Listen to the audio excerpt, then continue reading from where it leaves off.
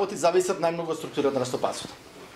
Значи, во услови кои имате вие дејности каде што производството и работните часови се основа за производство, вие треба да бидете свесни дека ако работите помалку часови, ќе створите помалку. Ако створите помалку, значи ќе заработите помалку и ќе земете помалку.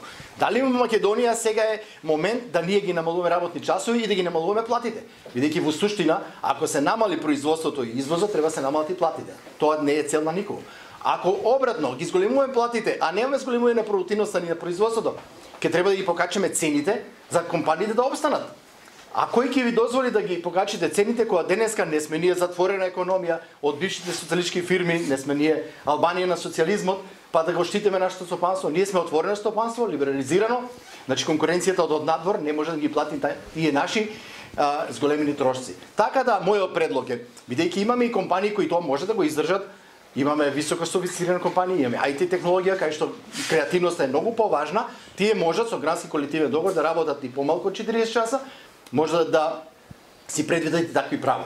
Додека, значи законот за работни односи, нови закон треба тоа да го дозволи, бидејќи денеска е многу крут и вели мора најмалку 40 часа. Значи да може со грански колективен договор да се работи помалку. На определено работно време на 5 години е премногу, дека тоа треба да се скрати.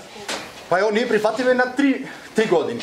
Спремни се да разговараме понатаму, но треба да земеме предвид дали можеме да ги дефинираме сите случаи кога работодавецот вработува на определено работно време.